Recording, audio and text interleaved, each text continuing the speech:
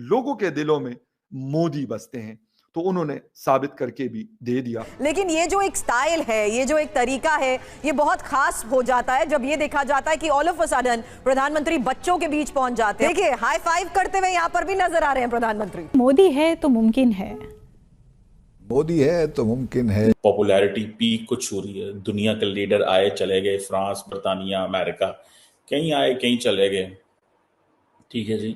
लेकिन नरेंद्र मोदी की जो अप्रूवल रेटिंग एक टर्म बोली जाती है। Narendra Modi has officially crossed 100 million followers on Instagram.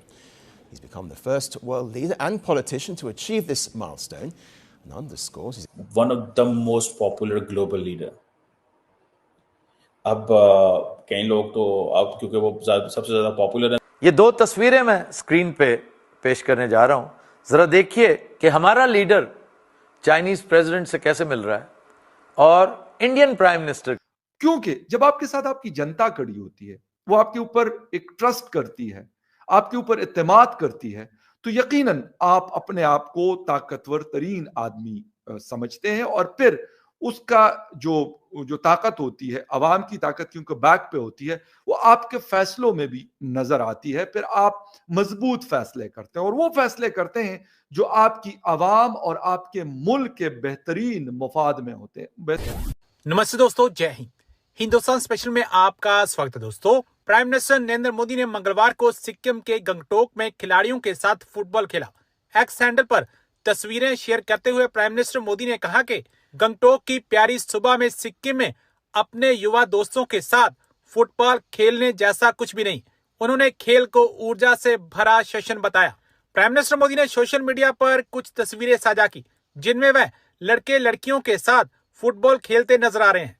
Prime minister Modi ने खिलाड़ियों के साथ एक तस्वीर भी खिंचवाई जिसकी पृष्ठभूमि में लोक भवन की इमारत दिखाई दे रही है। प्राइम मिनिस्टर मोदी ने फुटबॉल खेलते हुए गोल भी किया और बच्चों के साथ सेलिब्रेशन का अलग ही अंदाज नजर आया।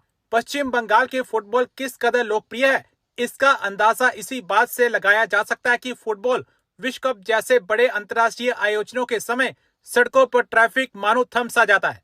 चुनाव प्रचार थमने के बाद प्राइम मिनिस्टर मोदी फुटबॉल के मैदान में उतरे, गोल कर सेलिब्रेट करते नजर आए।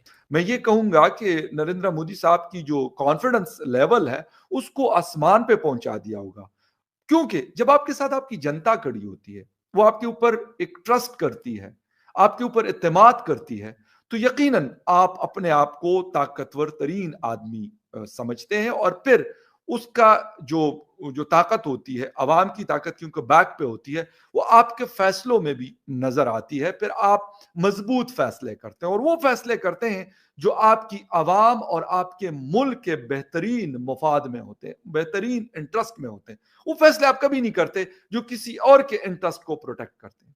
ये फर्क, ये चीज जो उन्होंने कहा कि बिहार के लोगों के दिलों में मोदी बसते हैं, तो उन्होंने साबित करके भी दे दिया। इसलिए हुआ है कि लोगों को उन पे एतमाद है, लोगों को उन पर यकीन है और लोगों को ये पता है कि हमें अगर किसी मुश्किल में फंसे हुए तो ये हमें निकाल पाएंगे। खैर एनीवे, हम क्या सीखते हैं इन चीजों से? शायद हम सीखते ही नहीं और ना हम सीखना चाहते हैं, लेकिन फिर भी एक मैंने कहा बहुत अहम खबर थी तो आपके साथ शेयर कर लूं। Followed person around the world, the most followed person. अगर आप ये देखें तकरीबन 100 मिलियन से ज्यादा, 100 और ये पाकिस्तान, मतलब आजकल पाकिस्तान के डिप्लोमेसी के चर्चे बहुत चल रहे हैं on the global stage, but actually Pakistan is एक तरह से कह सकते हैं ग्लोरिफाइड बटलर है ना, चाय लेकर आता है। जब दो लोग बात कर रहे हैं ये चाय लेकर आता है, but they are not able to do a good job जहां उनके खुद के इंटरेस्ट है। कल रात 12 बजे एक बार फिर अवाम पर पेट्रोल बम गिराया गया है। 26 रुपए 77 पैसे डीजल में और पेट्रोल में दोनों में बढ़ाए गए हैं और आज से एग्जैक्टली 3 हफ्ते पहले वजीर आजम ने ये वादा किया था, ये कहा था कि तकरीबन 1 महीने तक इसे बरकरार रखा जाएगा, लेकिन वजीर आजम का ये वादा 3 हफ्ते भी बरकरार नहीं रह सका। कम से कम अगले 1 माह के लिए और पूरे पाकिस्तान पर इस कमी का इतलाक होगा।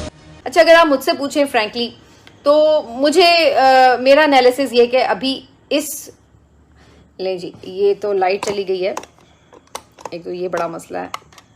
इस मुल्क के हुक्मरान कहते थे अपने कपड़े बेच के आटा दूंगा, और साढ़े कपड़े बिके ने, सानू आटा नहीं लबन दिया।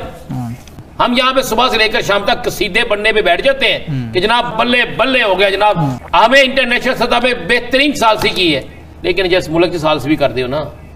दुनिया का पहला इस्लामिक एटम बम पाकिस्तान के पास, लेकिन उसके बाद क्या है कोई अता पता नहीं कि हम क्या करेंगे और मुल्क को कैसे चलाएंगे और क्या करेंगे।